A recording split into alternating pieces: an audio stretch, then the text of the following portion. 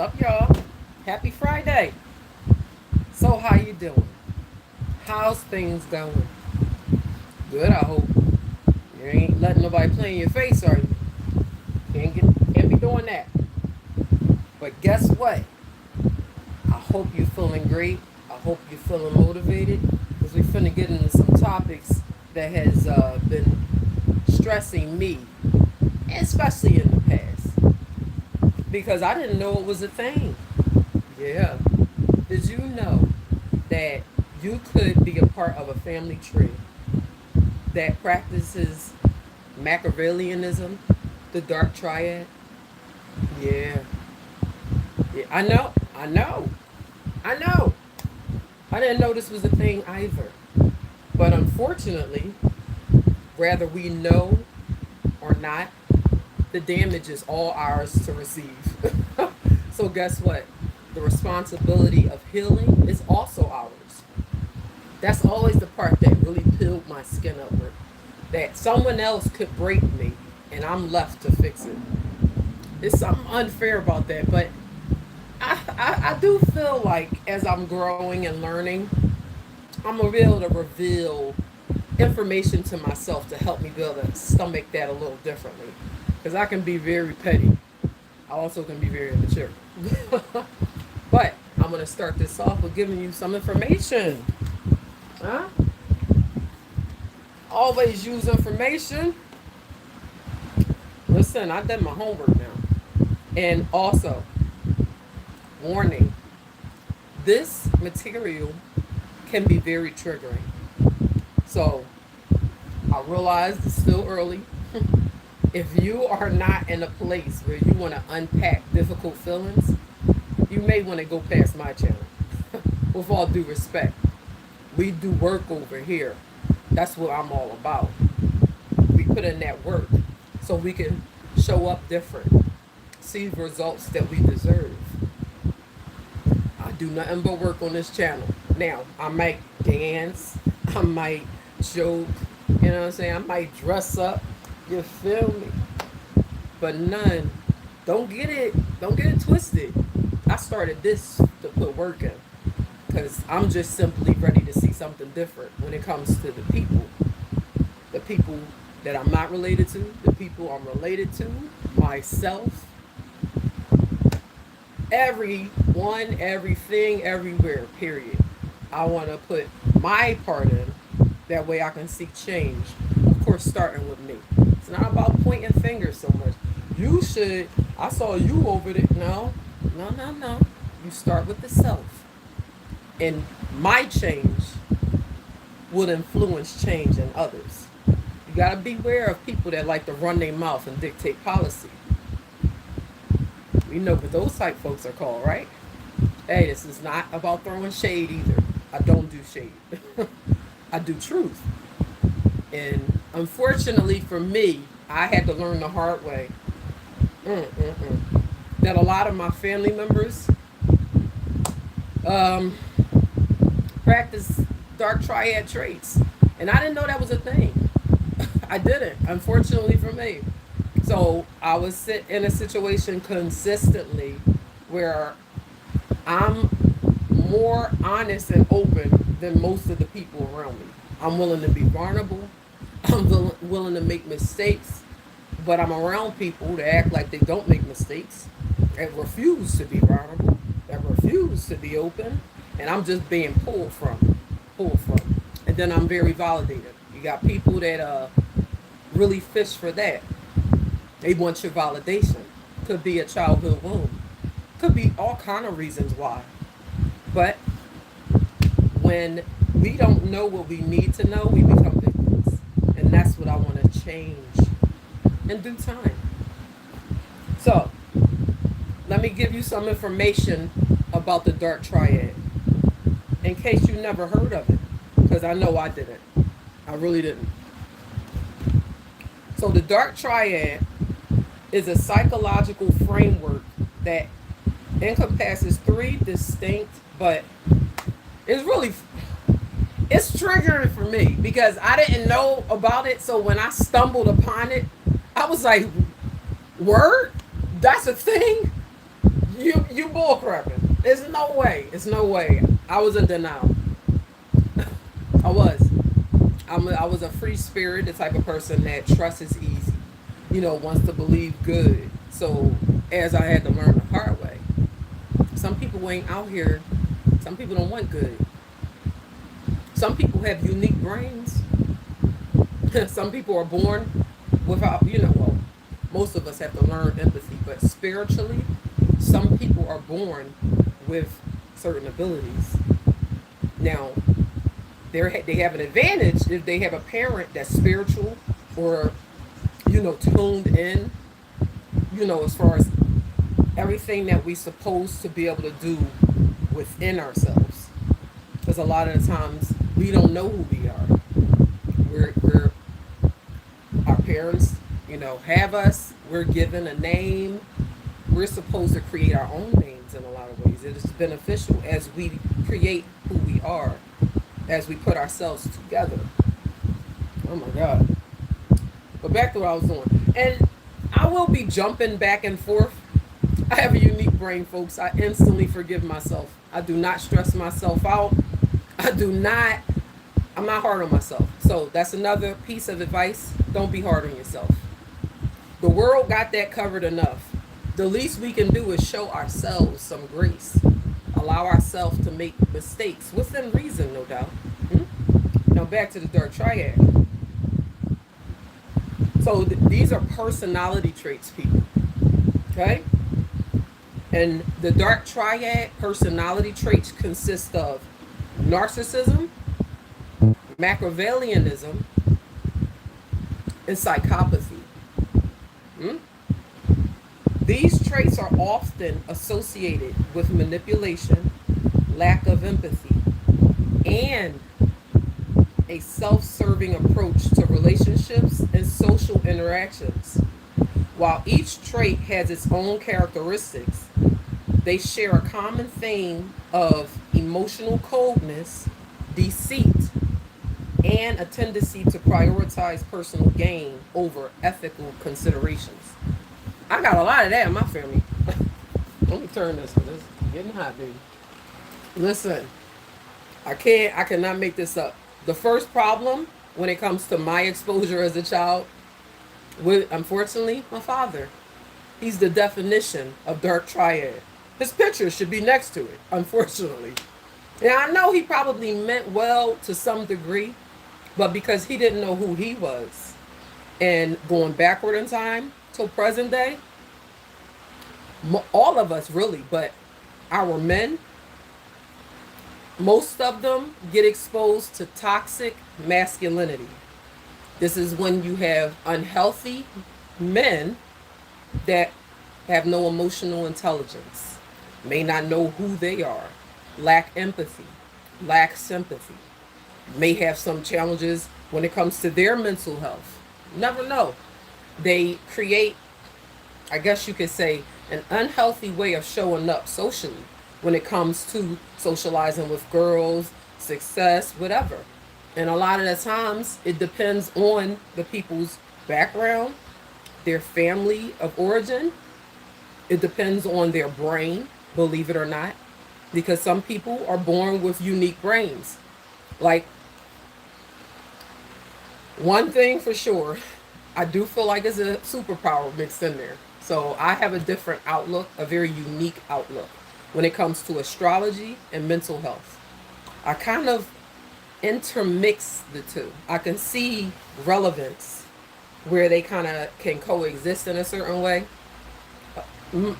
based on my research. Y'all can do your own research. I've done certain things to help myself gain an understanding of how these behaviors work, how these personality disorders work, how these spiritual gifts work, etc.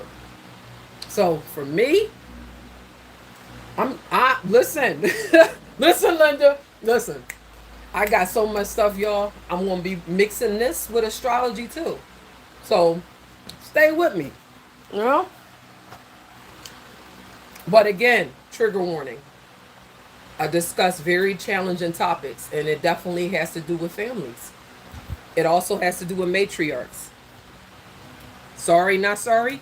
All due respect. I definitely respect my elders. I was raised that way. However, some of our elders are on one and must be respectfully called out. We cannot continue chopping family trees down the way that they had been chopped down. And by that I mean destroying the family, starting with the matriarchs that are not mentally healthy or emotionally available. They are guiding the next generation straight to the pits of hell. We cannot have this happen. You're teaching them the way that they learn to survive, not thrive, people. This is not to be mistaken. When you are on survival mode, you're not living and maintaining. If you don't know what both worlds look like, that's your first piece of homework. Your homework is to learn what survival mode means for you. What does living and maintaining mean for you, and what does it look like? Hmm? Because until you know home base, it's going to be hard to dictate everything else or everyone else. You start with home base first, huh?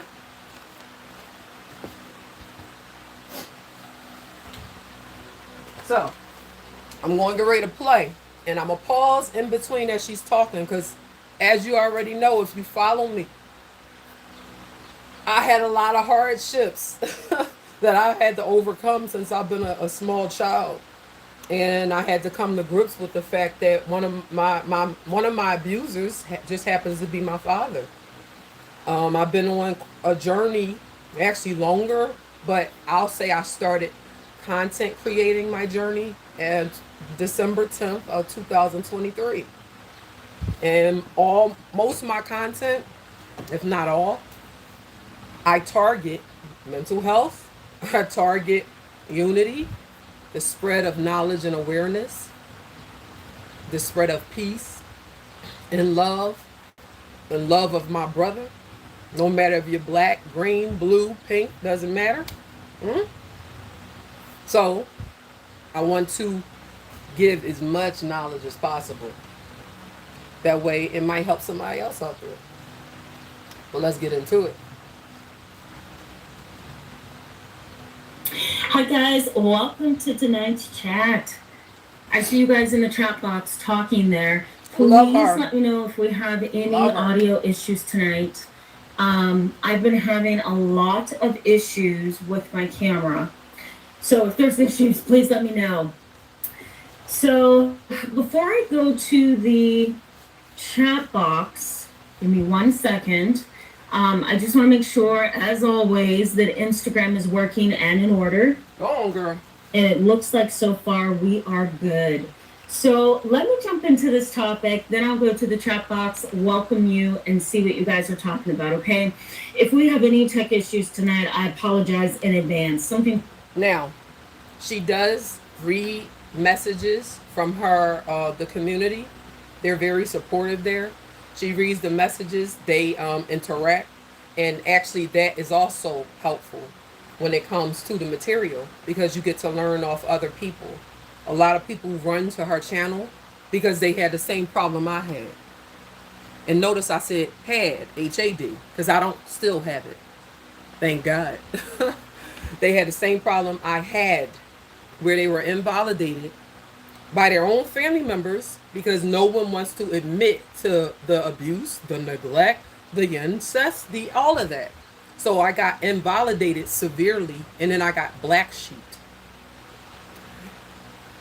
Come on. Also, I'm the hero child.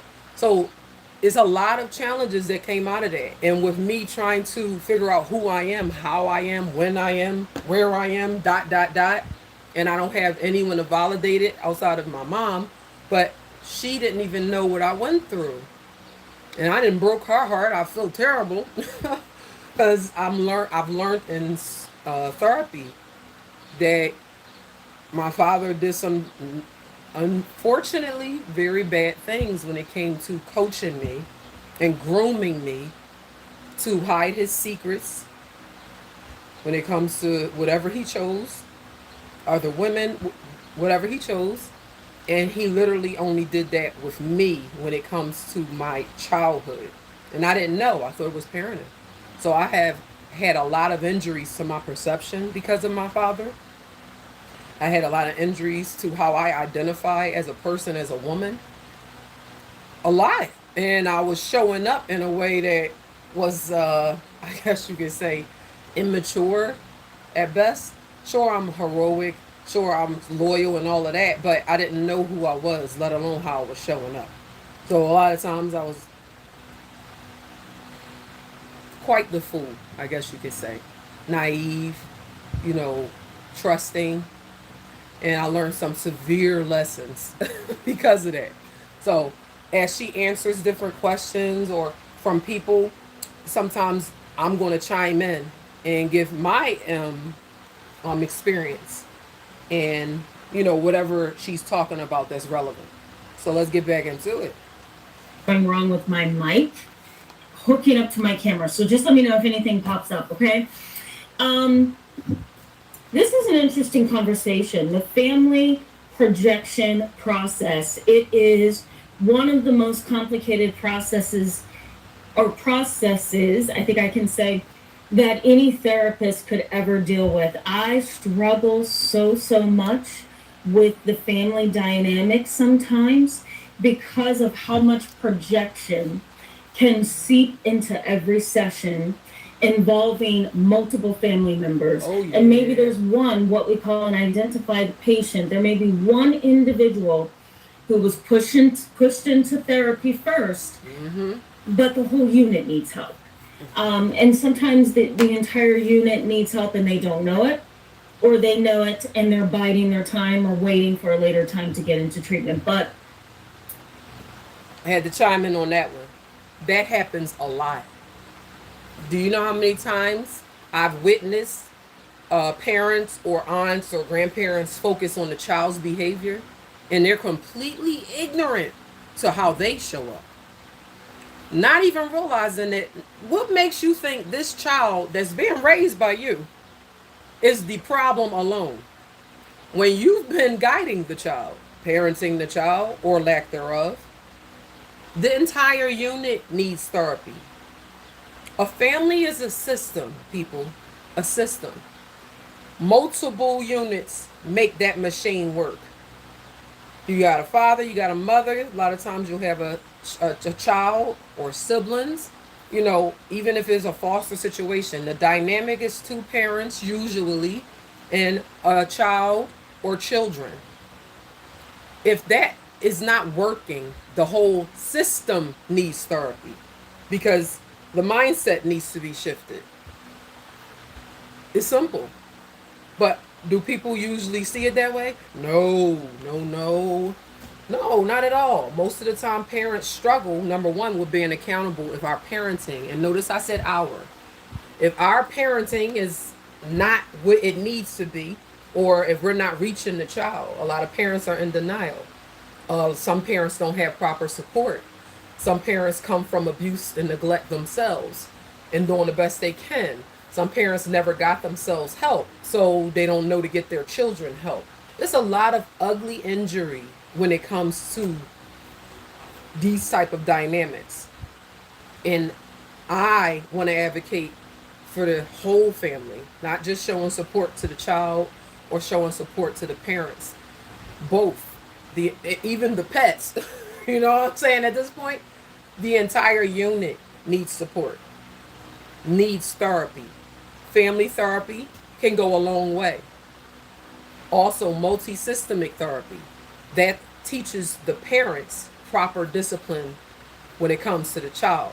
And I needed that. I went through multi-systemic therapy with my daughter, and she was very helpful for my entire family because where I come from, both my parents were the disciplinarians. My mother, her discipline was reasonable. A lot of times she was very transparent. She helped me understand what to do and what not to do. So I didn't feel like she was parenting me in a way where she wanted to confuse me so I could get in trouble and she just wanted to punish me. She was not that type of parent. So luckily I didn't have that issue with my mother. However, my father, different story, folks. This man would consistently try to set me up and create situations where he would try to turn my mom against me. See, that's the issue. So you see where this can get sticky, because when father is against daughter and he's trying to, you see what I'm saying? He's triangulating with the mom. That is very immature. And unfortunately, my father's behavior was normalized. Normalized. And yes, I will be talking a lot because I have a lot to bring to the table.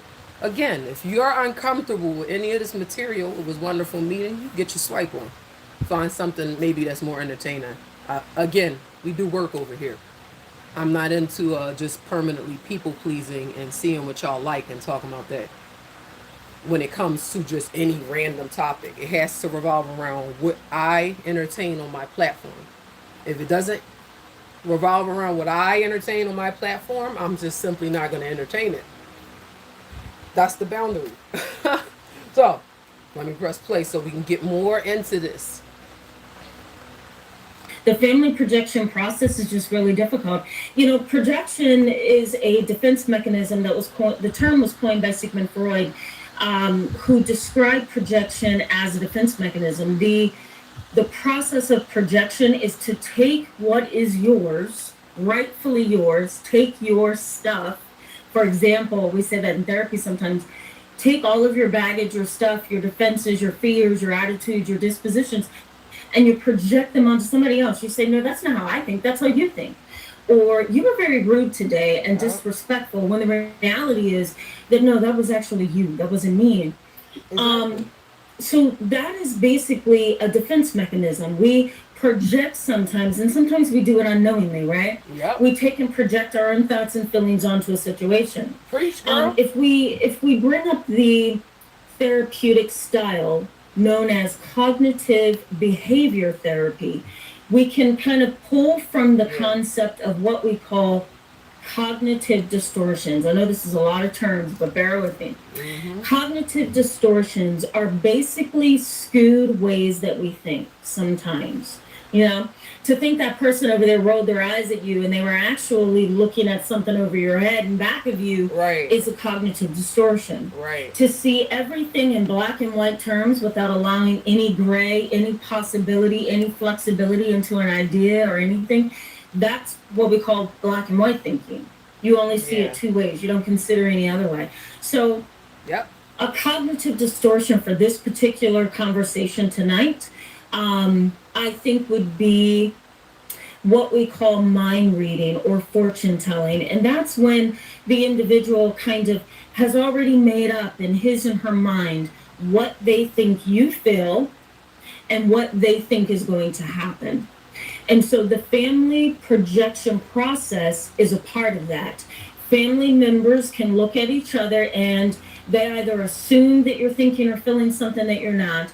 They take your disposition as an attitude or anger or passive aggressiveness. They may feel like they're calling you out, for example, and putting you on the spot, when in reality, it's not you. They're the problem. There's a variety of things we're going to talk about tonight where I can break this down so you can kind of get a feel for this in your personal life. All right. I want to pause it again. The family projection process. I've been a victim of this. You probably have been a victim of it. Pay attention when someone is not hearing you when it comes to you telling them that you're fine or this is that. If they're consistently wanting to read you and tell you how you feel because they trust their judgment of what they're reading and picking up more than they are trusting what you're saying you're feeling. Like, no, I'm not like, I'm not like that at all. And then they're determined to say, yeah, you are, you're defensive, you're this. The projection can be real. And if you don't know about it, you will fall victim to it. So pay attention to how people communicate. It could be a lot of errors there. And unfortunately, if you're in the dark about communication styles and dark traits or whatever, you won't know that you're being a victim or know to trust your gut when your gut is turning in knots when it comes to certain relationships in your life. So it's very important to consistently challenge yourself and Make yourself be in the know at all times when it comes to information and knowledge. Definitely with communicating with other people. Back to it. But the projection process can just go on and on and on. Yep. And imagine what happens if you have two parents who are projecting their thoughts and feelings onto their adult children, and sometimes even their young children. That can create chaos between siblings. It can cause chaos between the husband and the wife, right? It can cause chaos between you and your extended family. So I'm going to break that down for you as well. So to get back to my original point, the family projection process is complicated. Yeah. But I'm sure that as I go along in tonight's live chat, you're going to look at this and say, oh my God, that happened to me the other day, or that happened to me last month. Yeah. Because I think it's something that happens more than we think it is. Yes, right? it does. We think that families communicate, they may fight, they may argue, and that's it. No, there typically tends to be some pattern, some underlying issue that brings you into that fighting disposition with somebody else in your family, or causes them to want to fight you. It's not just an argument because today they woke up on the wrong side of the bed. The family projection process is a process, and there's something underneath the surface that triggers that process. You may feel, for example, that you are the scapegoat of the family, the scapegoat of the family, or maybe the black sheep. I've mentioned this in the past on this channel, that my mom played the black sheep in my family for many years. Me too, girl. I don't even know if she still is. I don't think she is, but she used to many years ago. You may consider yourself the scapegoat, the black sheep, the rejected, the manipulated, the cast aside, the cast away, however you want to define that. It really is, being a scapegoat really is being the center of that family projection process. This is you, okay? And all your family members are around you projecting things onto you. Yep. And it doesn't just have to be you. It could be a sibling. It could be maybe your dad is a part of that, right? Your sibling and your dad get projected on all the time. Girl. And so you're blamed, you're scapegoated, you're cast aside. That's basically how you live in that family system. That's how you are. That's what they've labeled you to be. Yeah. So I'm going to break that down for you as well tonight. Let me also mention too a couple of things. I cannot take credit for this concept.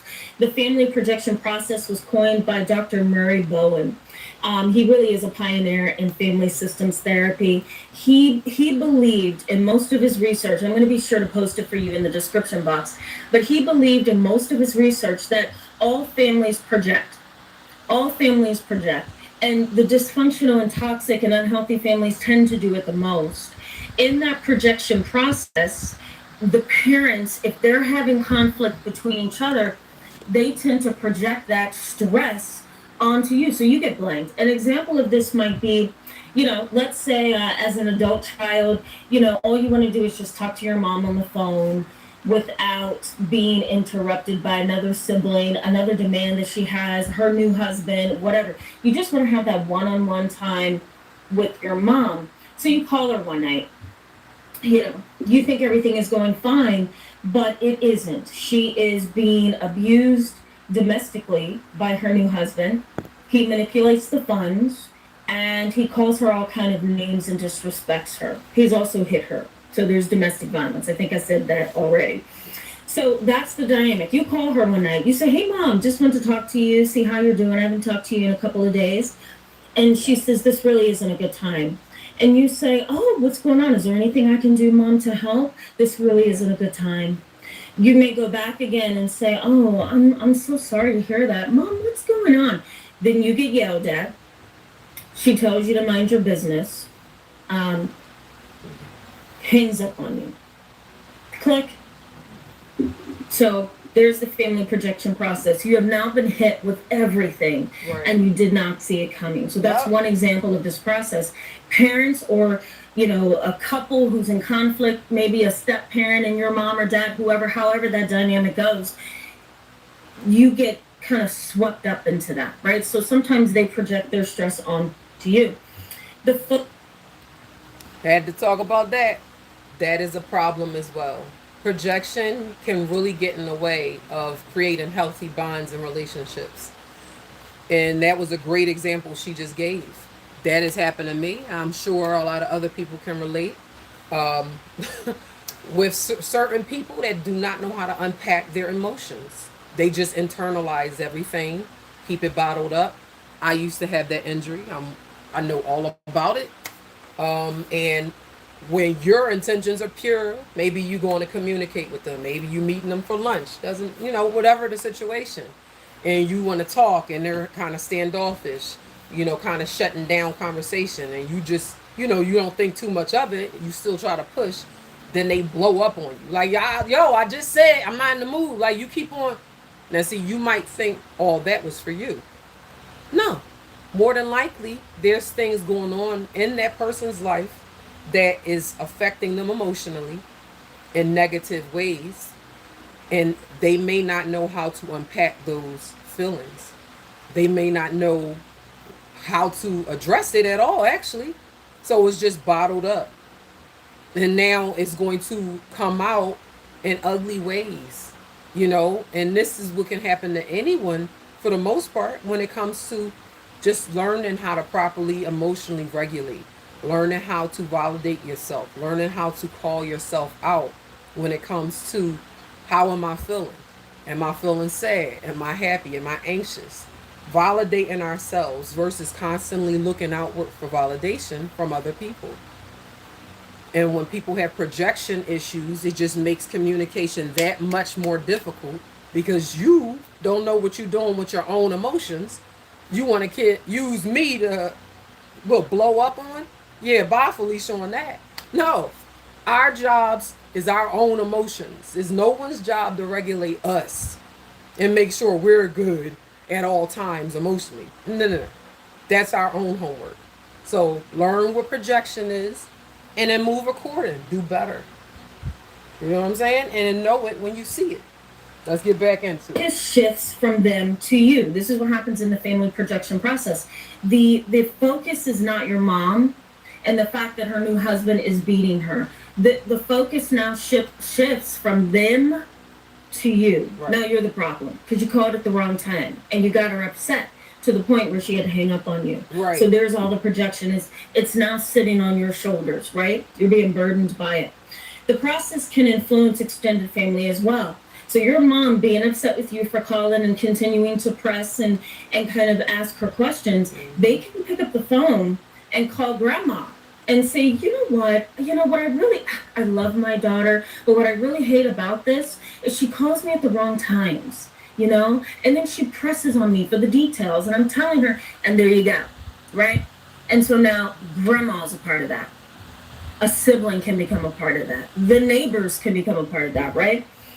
And lastly, before I go to the chat box and say hello to you and kind of get going here, let me also say they transmit their emotional problems onto you. So yes. Now mom doesn't have to really look at her situation because now you're the center of her focus. It's like she's moved the abuser out of the way and put you there, right?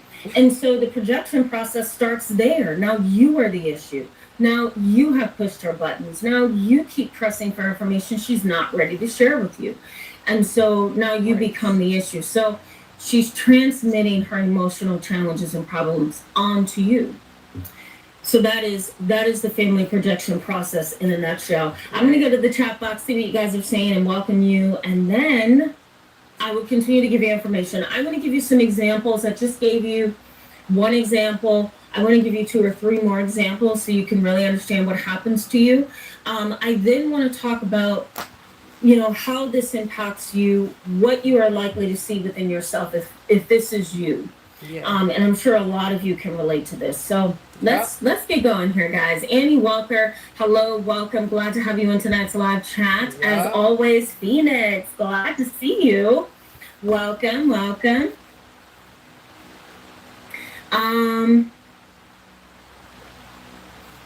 Yes, Phoenix, thank you for mentioning that. So here's what happened.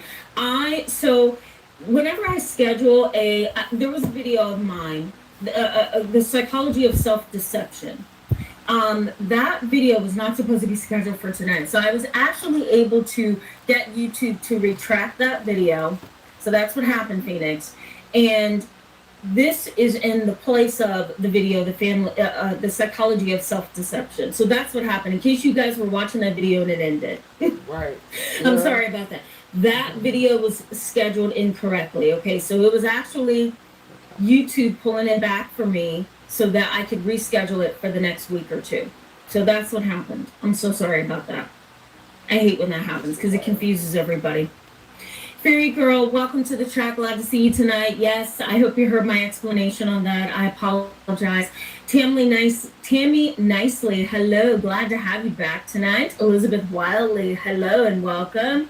Liberty Can, hello and welcome.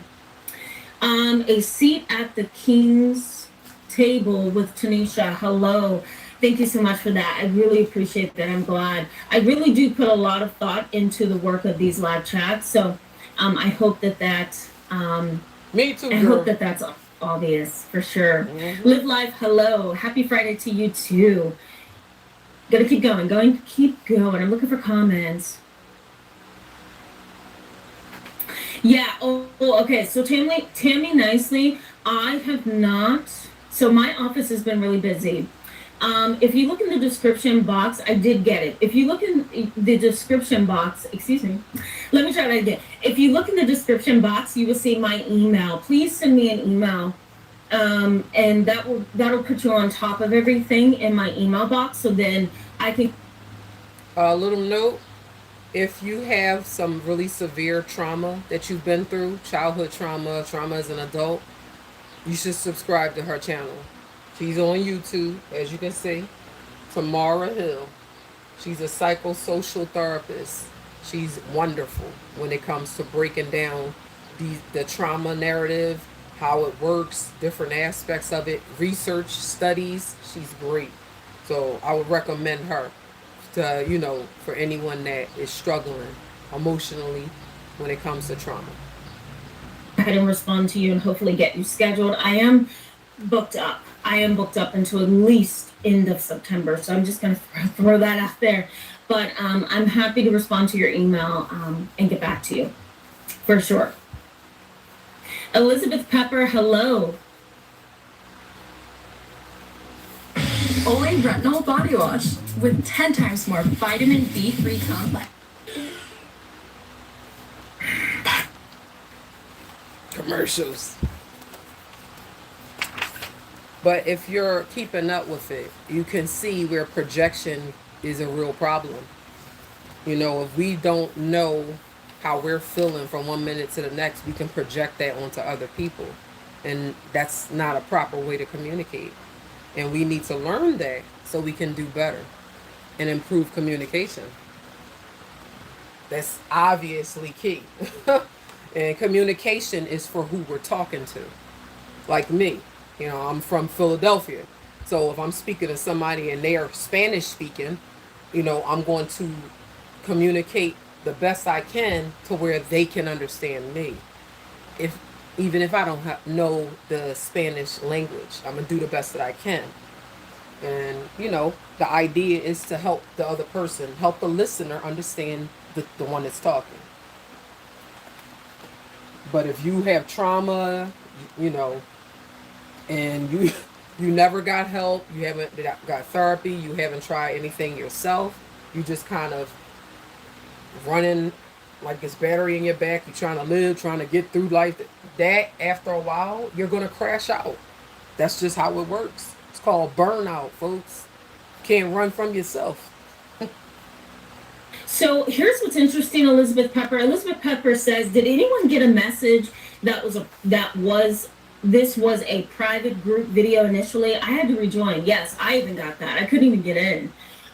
So I'm not sure what's going on with YouTube. That is why it took me a little bit of time to sign on, because I kept getting kicked out of my own YouTube account. So I'm like, this can't be happening. So I don't know what's going on with YouTube. I really don't. Sorry about that, Elizabeth. Dawn One, hello, welcome. Glad to have you in tonight's live chat. Thank you so much. Helene, I hope I said that right. Helene Webster. welcome to the channel. Glad to have you here tonight. Thank you so much for that. Thank you. She's such a beautiful person. I love her. Hey, Judges Bailiff, hello. Glad to have you back. I love how you guys say welcome family. Doesn't it kind of feel like a family? Yeah. There's some psychology behind that. It's healing, right? Moon Warrior Turtle, hello. Glad to see you back in tonight's live chat. Sun and Sunflowers, hello. Give it a think. Hello and welcome. Elizabeth, welcome. I'm looking for comments. Fifi LaFleur, hello. Yeah, thank you so much. I'm so glad to have you back too. Okay, this is a great question. Give it a think says, is this like the family projective identification process? It can be, yeah. I mean, to me, it's all in the same, right? It's one individual who's a scapegoat, a black sheep, the lost child, or some kind of, you're like the number one problem in the family. I'll put it that way. Yeah. And everybody around you just kind of projects onto everybody, right? Your brother projects things onto you. You project things back to him. Mom and dad projects onto both of you. It's chaotic, right? And so when you become an adult in that process, it gets scarier. And it gets scarier because life gets that much more real when you become an adult, right?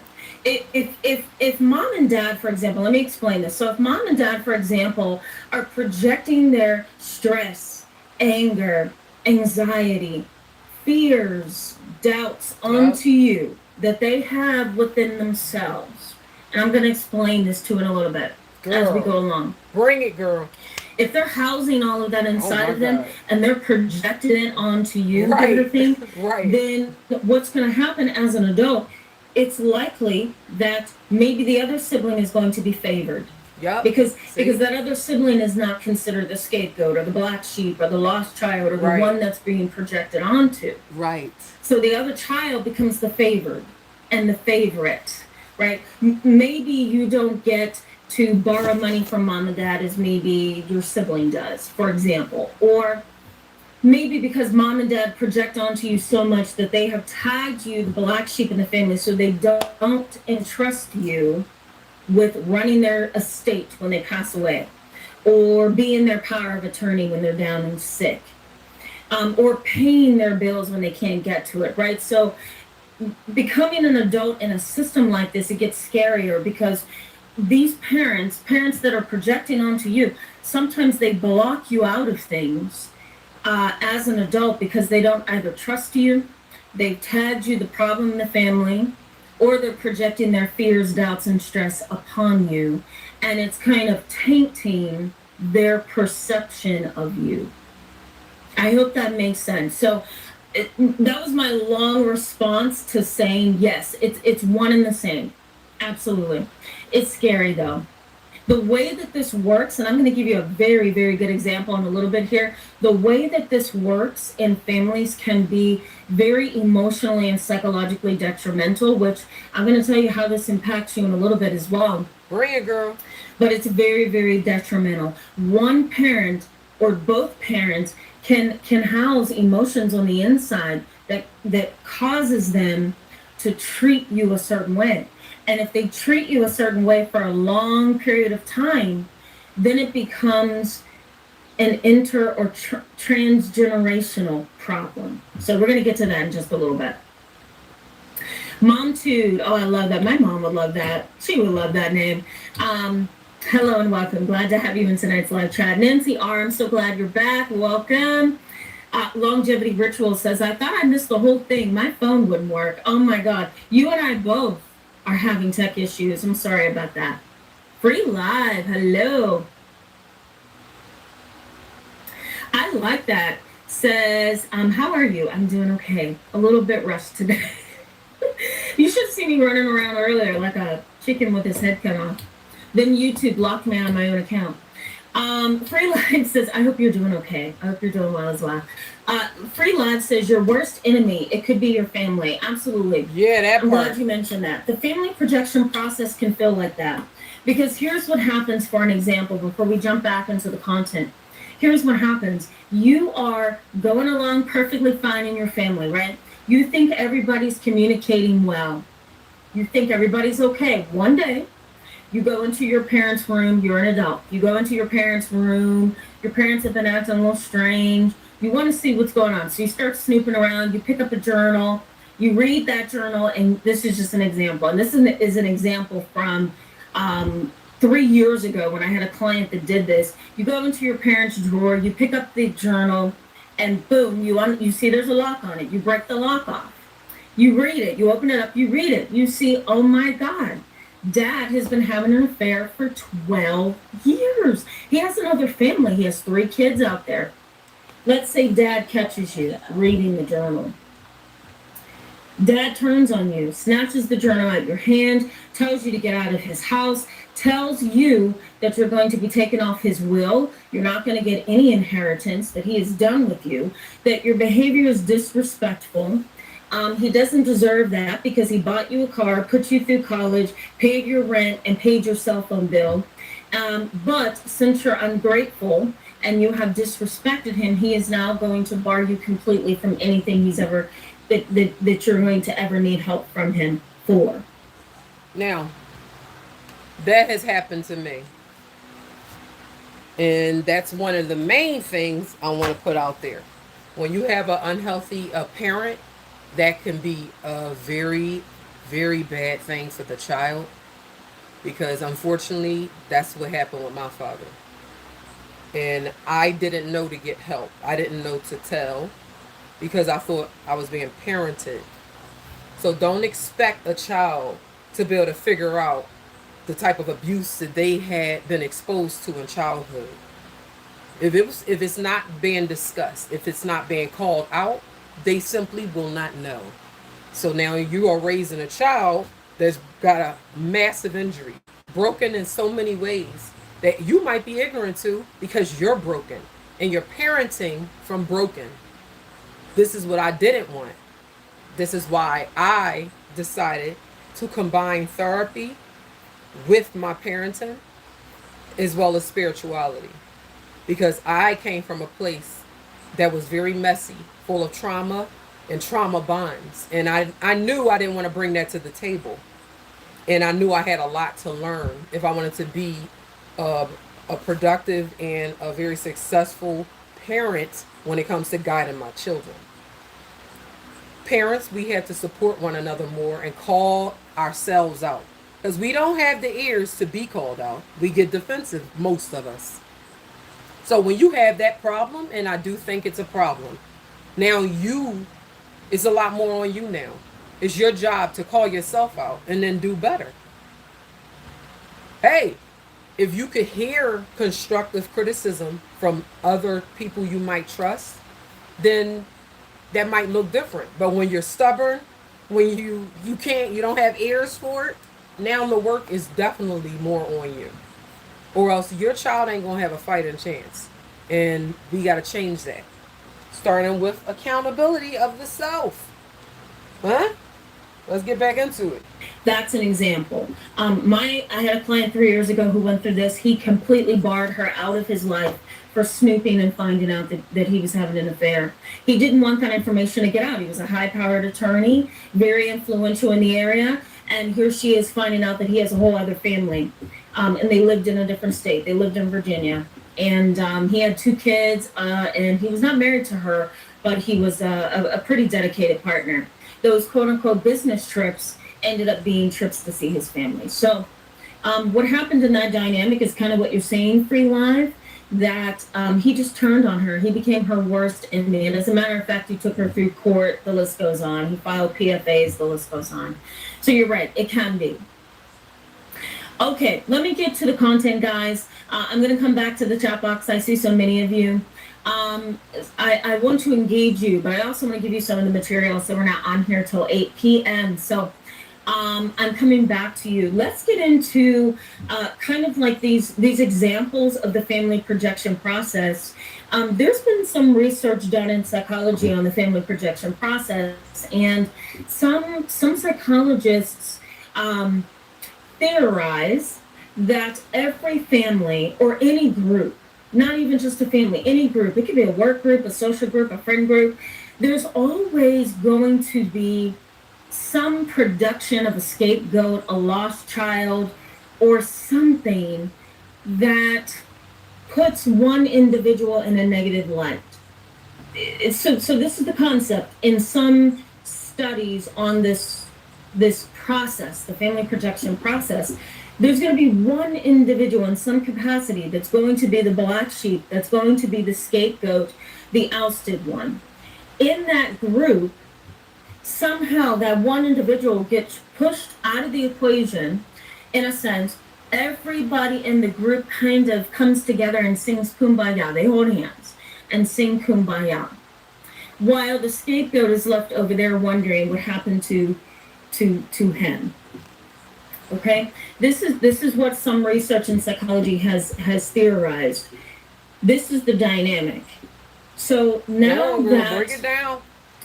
now that we have a group of our own, the scapegoat has to go somewhere and find a safe place. So what do? They go to a group of scapegoats, and this may not be intentional. The group of scapegoats, if I can say it correctly, may be other family members. It may be your siblings. It may be some other close association that you have where you've kind of created this clique that, hey, we are all scapegoats. And so now you got to be careful with that, because that is another thing that happened in my family. And yes, I'm not bashing my family. I don't believe in that. But what I am going to do is I'm going to have a conversation public, because I've went to different family members trying to get these conversations started. I'm going to keep it a beam with y'all. Cowards. My energy is very direct. I value deep and meaningful connections. If you shallow and you on one, intentions is bullcrap, oh, I'm going to peep it. But that doesn't intimidate me. I'll still sit in your grill with those same hard questions. Being respectful, present. And if you're intimidated by that, that's personal. It's not my job to soothe you. It's my job to be respectful and communicate in a way where you can understand exactly what I'm saying. And this is what I've tried to do with certain family members of mine that were not available for it. Didn't have the emotional maturity to handle the conversation. So, what do? What you see me doing right here. And guess what? I seen a lot of my family members, they watch my videos. No one calls me. No one calls me. No one wants to do the work, because unfortunately, dark psychology is something that my family, I know for sure, needs to be aware of. Dark psychology sums up so much of the behaviors I grew up with. It's ridiculous. Do you understand what I'm saying? Dark psychology, people, is exploring manipulation. See, I'm not good at that. I'm not good at it. I suck at manipulation for a reason. A lot of my family members, oh, they got a Grammy in it. We talking top-notch manipulation techniques that they pride themselves on. And some of them, unfortunately, maybe they had humble beginnings. I won't put their business directly out, only what affected me when it comes to like me interacting. But I'm not just going to drop their jewels. You know, it's not about gossip, spreading rumors. No, none of that. It's about, like I said, the facts. The proof is in the pudding. And that, what she's talking about, definitely has happened to me, which is why I wanted to bring this to my platform. And I'm going to be reaching out to her too. Stay tuned for that part. But yeah, this is really for the people that like to doubt the work, that challenge it. You know who you are. What's she talking about? That ain't the thing. She just want to be running her mouth. Ain't nothing. Yeah, those ones. See, I wanted to bring a professional to my platform to shut them up. But you know, it's going to be people that even want to challenge the professionals, and I say challenge it. What you got to lose? Challenging material, challenge the knowledge. But see, a lot of people don't do that. They ain't trying to challenge it and really put that actual work in. So, well, I'm just saying, dark psychology, people, exploring manipulation, persuasion, and influence tactics provides a deep dive into the often hidden world of psychological manipulation. So, in our everyday lives, people, we encounter numerous forces attempting to shape our thoughts, decisions, and behaviors, sometimes without even realizing it, whether it's the subtle pressure of advertising, the persuasive tactics used in politics, or the manipulative behaviors in personal relationships. We are constantly influenced by those who seek to control or sway us. And that is my problem. Because in family trees, you got, oh, thank you. Happy Friday to you too, baby. And thank you for the compliment. It was hello to Bruce. You are 2LW. What's up? Hello to you. And I can't pronounce that. Lucretia Collins, forgive me if I said it wrong. Shout out to you. Yeah, and happy Friday to you. Elevator has Guy Rail. Shout out to you, baby. Happy Friday to you too. But yeah, I'm finna run my mouth. I'm finna run my mouth because we gonna use this platform for something that is productive. I'm about to be on this joint twerking and showing cheeks. It's plenty people doing that already. Let me do something worthwhile when it comes to actual problems that need solutions. And like I said, if any of my family is watching, I'm right here. I don't want smoke. I want change. So if you are brave enough to have a talk with someone that will respect you, your boundaries, and we'll dive deep into how our family tree has been shot to bleed. You know my number.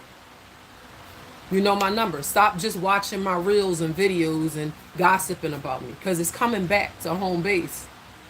It ain't, bothering me to the degree where I'm stressing. I don't have that problem anymore. Thank God. Thank you, baby. You know what I'm saying? I don't have that problem no more.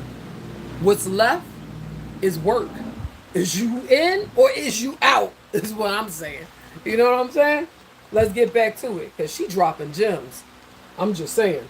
The research on this dynamic is saying in that scapegoat group, there becomes or is born a super scapegoat. I will post this in the description box for you so you can look at this. A super, in quotation marks, scapegoat. That was me. And basically this is the individual who takes the blame. Jesus, almost like a sacrificial lamb kind of thing. And so that's the idea in some research on this topic. Group of scapegoats somehow creates a super scapegoat, which is one individual who is kind of like a sacrificial lamb. They take the fall. They're the black sheep. They've been tagged so many times with being the black sheep of the family. Yep.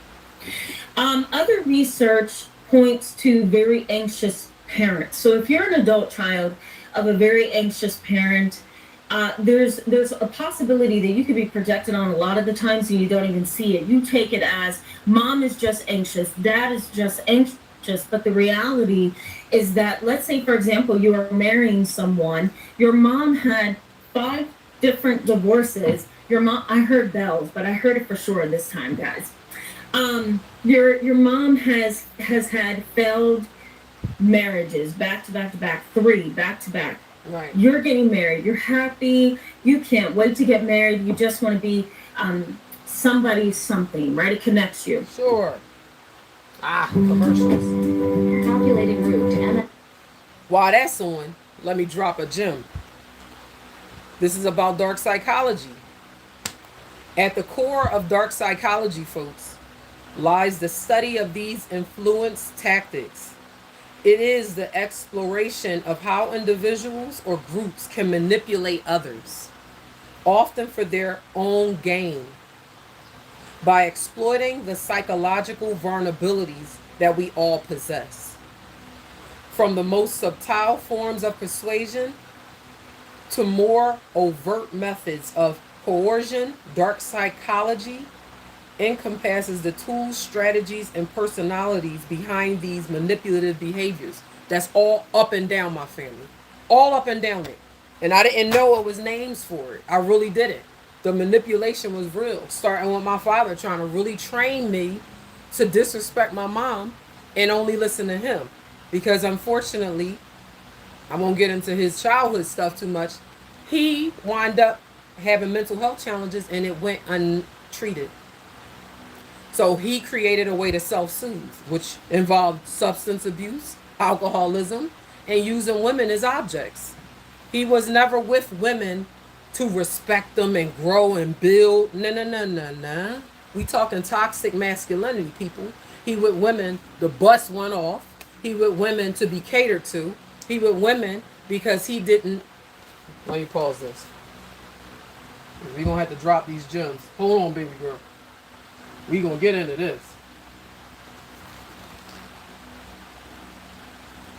Ways to degrade or minimize. Okay. He didn't get with women to have a partner that he values and his growth there. No. My father is on survival mode. He's been on survival mode. He's never came off of survival mode. He is still surviving his childhood through his emotions. He does not know emotional intelligence. He is not emotionally available as a man. He was unhealthy to me, for me. He guided me in ways that would confuse me to what right from wrong is. The injury level I had as a child was humongous, and it's no way that I could have known that I was showing up that messy. No matter how much my mother tried to either get him out of the house, hold him accountable, make him do right, unfortunately, when you have an addict, it is so hard, y'all. It is so hard when you have an addict in the house and you're trying to raise children. Oh my God. Them families need so much help. It's not even funny. To overlook that kind of situation and say, I'm going to just mind my business. No, that is no longer acceptable. It is not worth the damage that addict does to the family, especially the kids. And I'll be the one to speak on it. I'll always speak on it. I don't act like I don't see the elephant in the room. I go over to that elephant and then I start talking to it. Where other people will walk past, don't want the heat. No, give me all the smoke. We finna talk about this. What's up with it? Why the elephant sitting here with is pink with yellow polka dots? Stop acting like you don't see abuse. Stop acting like you don't see neglect. Let's grow up, humble up, give ourselves the strength to actually do the jobs that we have. I'm a mandated reporter. I work in the healthcare field. I'm a certified nursing assistant. I'm a medical assistant. I had taken a test to become a mandated reporter. So if I see any abuse, neglect, I have to report it. It's my job to. However, if you do not work in the healthcare field, you are a permissive reporter at best. If you see abuse, you're required to report it because it's against the law to not do it. How many of us actually turn a blind eye and be like, ooh, I ain't see nothing. No, that ain't my problem. No, it's all of our problem. Because that child that grow up in that dynamic might grow up and rob you. Now what's your problem? Change your perception on how these issues work. We are all each other's problem. Do you not see the crime rates? Do you not see the rape levels? Do you not see the problem globally when it comes to the people? It is we are too far in to act like we are blind. So let me be the one to tell you. Change is a necessity, people. Change is a necessity. So let's get into it. Go on, girl. Spouse, oh my God, my battery cannot be getting ready to die, guys. That can't be happening. I love her. I don't know what happened. She's so animated. We're gonna keep going. I don't know what to do if it goes out. I'll figure it out. Okay. So let's say, your mom is really anxious about the marriage. She's finding all kind of things wrong with your husband, your wife, and her anxiety makes this whole process for you really difficult. And so what happens to you is then she projects her anxiety onto you, and now you start having doubts and you start fearing that this is not a good relationship, that maybe you need to not get married. So that's an example of that. Let me also say grandparents and parents can sometimes talk amongst each other and project onto you their Yes. anxiety, their Woo. stress, those different aspects of themselves that they don't find acceptable, they projected onto you. Oh my God. I gotta speak on that one. Oh well, I'm gonna say it. I know a person, I'll do it this way. I know a person who got pregnant at around 15 years old. It happens. And that pregnancy wind up, okay, I won't go that way. She got pregnant at 15. She confided in a grandparent that also got pregnant at 15. But this is the injury that was done. Boy, I gotta watch my mouth, y'all. I'll be loaded up like a clip moving forward. So listen, the matriarch, the grandmother of this young lady, seen herself in the young girl, her granddaughter. So she enabled her because she's projecting. This is where the injuries really can ruin the next generation. You got a grandmom who's projecting her emotional grief or when she got pregnant at 15. Now she's living through her granddaughter. Now this granddaughter, beautiful person. However, she was teabagged into trauma. She's the teabag, the water's the trauma, dippity dip. She's messy. She has big dreams, big goals. She's self motivated, sure, all that. But she has a massive injuries from her father in her childhood and all the people and all the abuse. So she is, I guess you could say, she disassociates the young girl that the grandmom is favored and is living through. But the young lady, she she disassociates. She's not emotionally mature. She's not emotionally available. She's rebelling her mother because she feels like the mother favors her older sister and doesn't love her. All this is the young girl's perception, no doubt. So this young girl goes and she confides in the grandmom because this is how she does her process, I'll call it. Her process of sympathy. She's a sympathy vampire. She likes to victimize herself and her stories to others to gain their sympathy. And then she lives off of that and creates codependent relationships because she lacks what she needs to be completely independent, especially emotionally. That part of her it was stagnant. Unfortunately, the father, he failed miserably. So exposing her at such a young age to certain trauma, you know, it really messed this young girl up. So emotionally, she's not available. And the grandmom also is emotionally unavailable. So she's validating the girl's behavior because she sees herself. No, she's not seeing her granddaughter. No, no, no. This is a projection. She's projecting. So now where the 15-year-old granddaughter is pregnant, her mom is dealing with that situation. Number one, the young girl was telling the mom she's not out here having sex. She ain't doing none of that. This and that. You know how teenagers can be. So the mom is holding the young girl accountable, or at least trying to do so. But with her mother, the grandmother is the mother of the granddaughter. So, I'm confusing y'all. So it's the granddaughter, her mom, and then the grandmom. So granddaughter, mom, grandmom. They're all related. So I don't confuse y'all. Sometimes this ADHD brain be tripping on me. Y'all work with me. So moving forward. So the grandmom is created a bigger problem.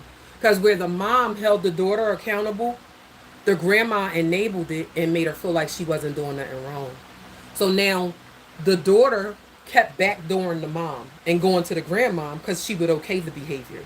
She would give her money. She would watch the kids so she can go to work or do extracurricular activity that really she was supposed to give up because you became a teen mom.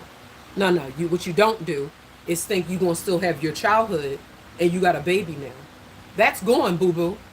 But what do we have? A lot of young girls still making it possible to party and so-called parent.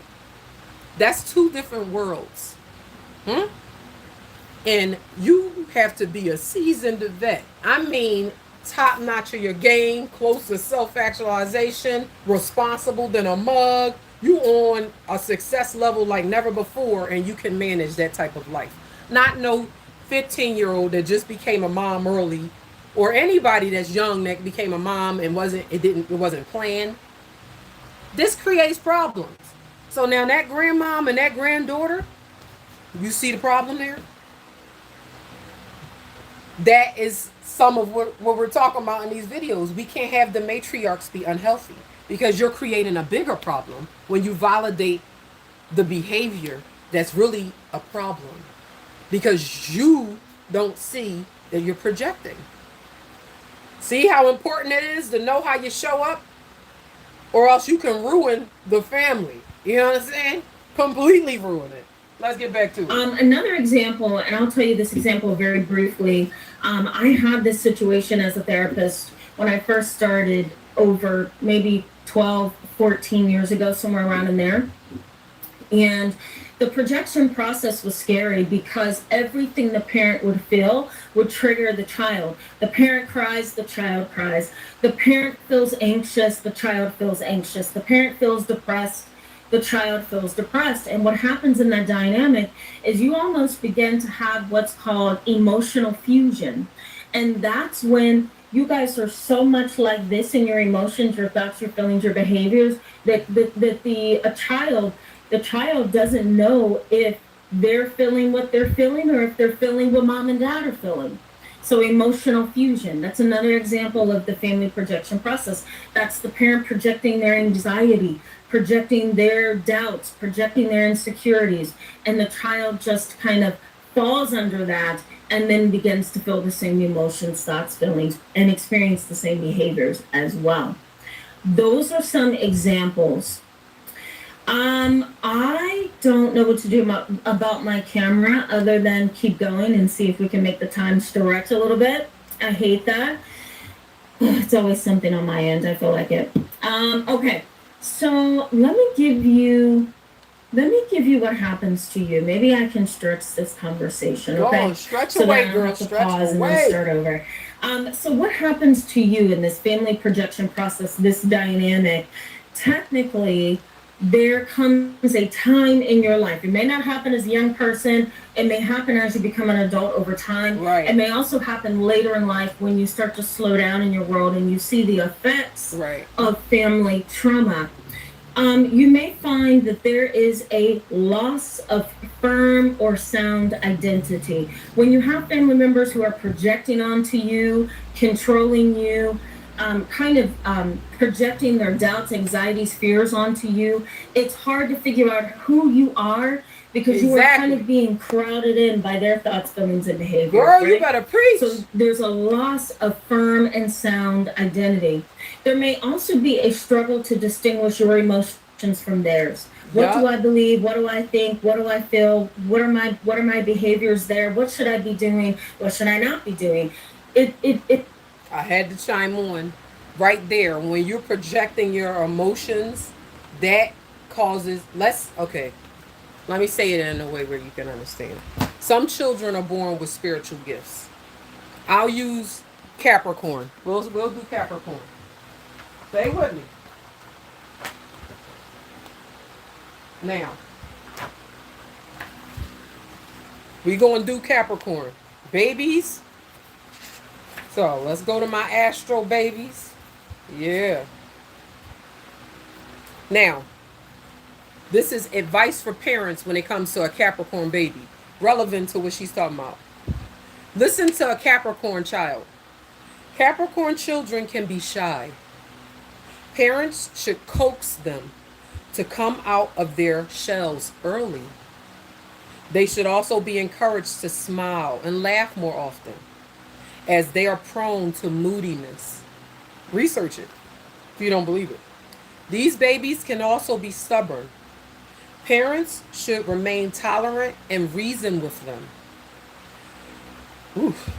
Patiently explain what is right or wrong to appeal to their rational minds. Capricorn children tend to be lonely. Their parents should encourage them to play with others whenever possible or join in group activities with their little buddies. Now, that's a Capricorn baby. Now, put that Capricorn baby in a dynamic where the parent projects and is emotionally unavailable. I repeat, put that Capricorn baby I just read to y'all, put that baby with a parent that it projects and is emotionally unavailable. What what problems is that Capricorn baby about to have? Hmm?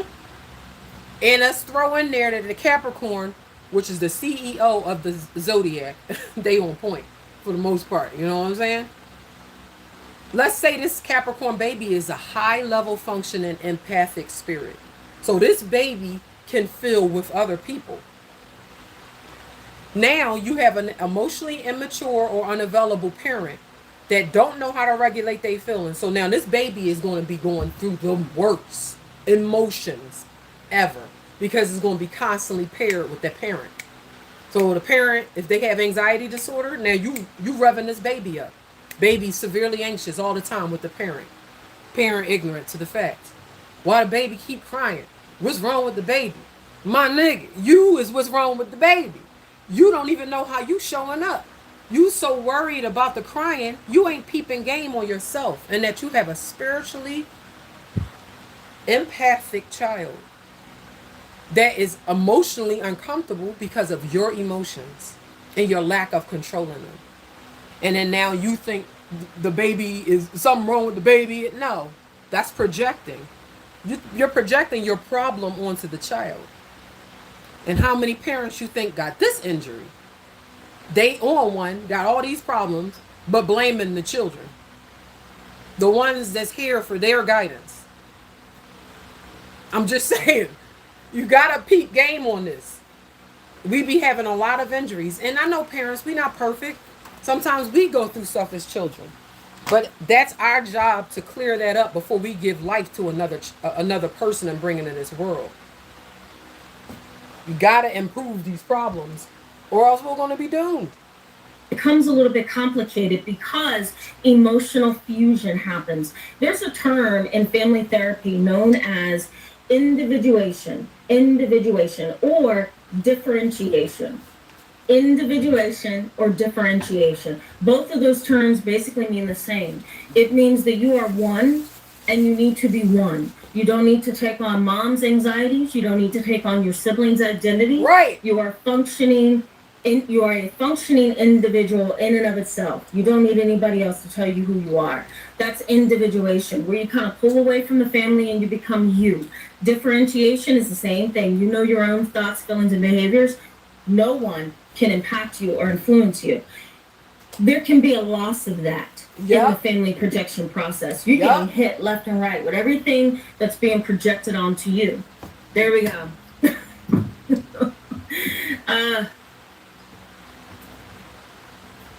Yeah.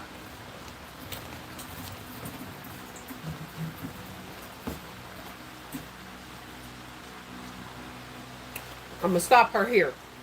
You hear what she said? I have some pistachios. I love tree nuts. The projection situation is serious. We have to call ourselves out, and we got to call out when we see it being done in a respectful way. If you are disrespectful when you communicate with others, less is more. I'm just saying. Find like-minded individuals that can, tolerate how you communicate instead of, us working one another up. Sometimes all that extra, it's not even necessary. But that has happened to me to death in my family, where I'm being worked up by everybody because I was very resilient as a child from my early exposure. Thanks, Dad, from my father. So I am a high functioning problem solver and have been for quite some time now. So when I get around my family, I'll feel all this like emotionally hijacked, stressed. I'm like, it's to a point where my stomach is uncomfortable. I had no clue. All they were projecting on me, projecting all their stuff on me, all their problems, because I didn't know that was a thing. I believed it. I validated that. And I've been carrying them for over a decade because of my ignorance of projection. This is what I want to prevent when it comes to other people. Learn these things so you don't have to fall victim to it. It's really ugly. It's really ugly. Now, more about dark psychology. The term dark psychology refers to a set of techniques designed to influence or manipulate others, often for selfish or harmful purposes. These methods can be seen in many contexts, whether used by con artists, politicians, marketers, or individuals within personal relationships. Understanding dark psychology, folks, is not about becoming a manipulator yourself. Rather, it's about equipping oneself with the knowledge to recognize when others are attempting to manipulate or persuade us in ways that may not be in our best interests. It's about gaining awareness and taking control of how we are influenced by others.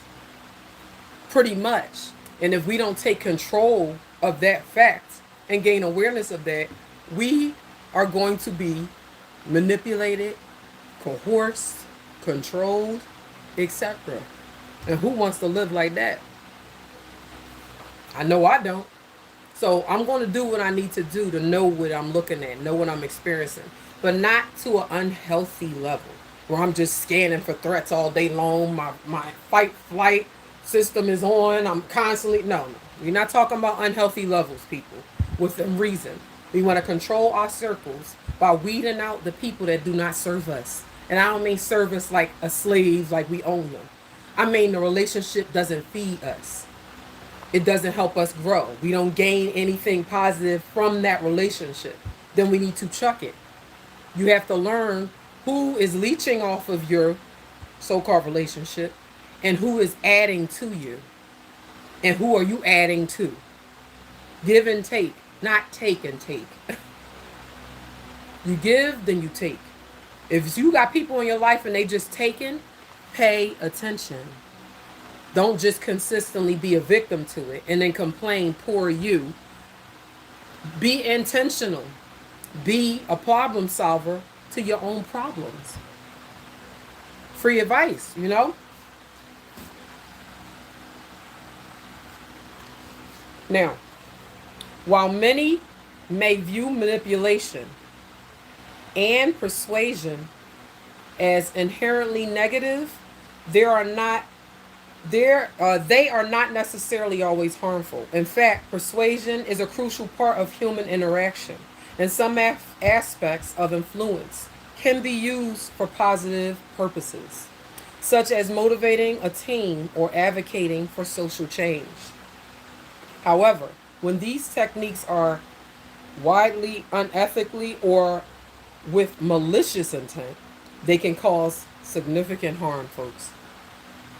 So, there's so much when it comes to the ins and outs, the little things, the small spots. We got to be thorough. Got to upgrade ourselves with knowledge, challenge the knowledge, make sure that it's effective, make sure that it works, make sure it's correct. Don't just go on a whim and just make that your law, make that the truth. No, you put some effort into it. Let's not be messy. Now, I hope this helps. I really do. Because I'm going to be doing some more lives. I'm about to go on TikTok. I'm going to be on Facebook as well. Make sure you are positive. Make sure that you put positivity into you. Don't just be out here. Don't just be out here. Be intentional about your days and how you spend them. About your healing journey. Because we all need a healing journey. Whether we want to acknowledge it or not, a lot of us have trauma. It is what it is. And our trauma has affected our judgment, our perception, all that. So we owe it to ourselves to make sure we're okay and that we're moving in a way that's effective to the goals that we have set for ourselves. So I hope y'all have a beautiful day. I've spoken my piece, and I'm going to be back with some more cringy topics to discuss. So if you for it, I welcome you. If not, no love lost. Have a good day anyway. Take care, folks. Da, da, da, da. Da, da, da, da.